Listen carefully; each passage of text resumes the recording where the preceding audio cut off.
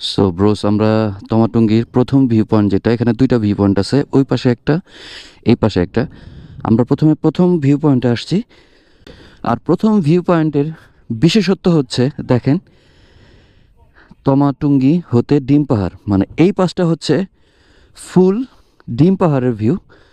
চলেন আমরা একটু সামনের দিকে যাই। আমার সামনে যে পাহাড়টা দেখতে পাচ্ছেন, এটা হচ্ছে ডিম পাহাড়। আর এই পাশে দেখেন তাকায়, এই পাশে হচ্ছে তাজিং ডং। এই পাশটাতে আসলে আপনারা দেখতে পারবেন তাজিং ডং, মানে এই তমাটুঙ্গিতে আসলে আপনারা একটা ভিউ পয়েন্ট থেকে তিনটা চারটা ভিউ পয়েন্ট দেখতে পারবেন। আমরা আছি এখন তাজিং ডং পাহাড়ের দিকে।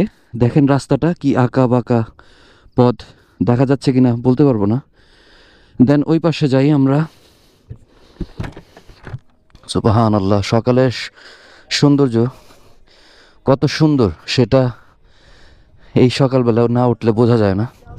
শুধু সাজেক না, সব জায়গাতেই সুন্দর পরিবেশ আছে। সকালটাই আসলে সবসময় সুন্দর। সকালে যারা উঠতে পারে তারা সকালের সৌন্দর্য সবসময় নিতে পারে। আর এই পাশটা হচ্ছে কিউকারাডাং, মানে আমরা আমাদের স্টার্টটা যেখান থেকে করছি আমাদের ব্লগের, সেই সাইডটা। চলেন যাওয়া যাক সেখানে।